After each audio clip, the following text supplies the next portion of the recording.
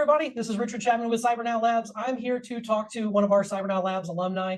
His name is James Chiu. James, nice to see you, sir. Nice to see you too, Rich. Just to kind of give everybody an idea where you are at the moment, you currently are a Security Operations Center Analyst at State Street. Is that correct? Correct, yes. Awesome. How you liking it so far? It's amazing, honestly. It's awesome. What were you doing before you got into cybersecurity and actually spent some time with Cybernet Labs? So before I was working as a nutritionist at Mountain Park Health Center. So I aided women and children and infants with nutrition, making sure low-income families were provided with the right care that they needed. I gotta say that's a big change though, from being a nutritionist to cybersecurity. What made that change happen? So I had always been interested in IT.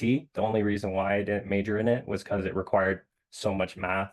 And engineering degrees are just not fun to do in college. I actually got my Security Plus, went to a recruiter and said, hey, I'm looking for a job. And they're like, you're not ready for a job. You don't have experience. And he actually mentioned to me that people who go to Cybernet Labs had a good, I guess, experience. And you guys put them into an SOC environment, which is extremely helpful for landing that entry-level role.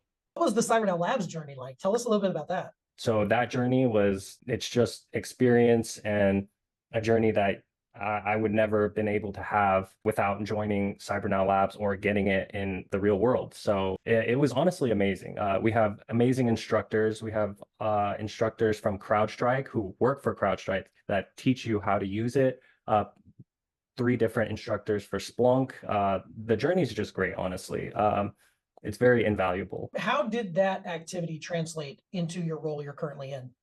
I literally use the same tools in our environment. We have a lot more tools, but the big ones are the ones that we used in our environment in Cybernet Labs. So Splunk, CrowdStrike, Proofpoint, and QRadar. So how do you think Cybernet Labs really helped you get to where you are now? Do you think you would be where you're at now without Cybernet Labs?